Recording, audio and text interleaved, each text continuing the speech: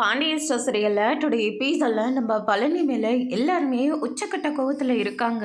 போய் பார்த்தா நம்ம பாண்டியனோட கடைக்கு ஆப்போசிட்லேயே அவரும் கடையை திறந்து வச்சுருக்காரு. அதுக்கடுத்து தான் வந்து பார்த்திங்கன்னா பாண்டியன் இருந்துட்டு அவங்க கூப்பிட்றாங்க. ஆனால் காதலே போட்டுக்காம அங்கேருந்து கடையை கூட திறக்காம அவர் பாட்டு கிளம்பி வந்துடுறாரு. அதுக்கடுத்து தான் வந்து பார்த்திங்கன்னா பழனி இருந்துட்டு ஐயையோ மச்சான் வேறு ஏற்கனவே கோவத்தில் இருந்தார், இப்போ இன்னும் கோவமாக இருப்பார், இப்போ நான் என்னதான் பண்ணுறது அப்படின்னு சொல்லிட்டு பழனி இருந்துட்டு நான் இதை வந்துடுறேன்னு சொல்லிட்டு கிளம்புறாங்க. லைக் கரையை திறந்து வச்சுட்டு நீ எங்கடா போக போகிற, அதை ஒன்றுத்துக்கு உதவாத பாண்டியனை போய் கெஞ்ச போறியா, இங்கே பாடுறா நாங்கள் உனக்கு கடை வச்சு கொடுத்துருக்கோம், அதை நீ நல்லபடியாக நடத்து, தேவையில்லாமல் யாரையோ சமாதானம் பண்ணுறேன்னு போயிட்டு நீயும் வாழ்க்கையை தொலைச்சிக்காத அப்படின்ற மாதிரி வந்து எச்சரிக்கிறாங்க.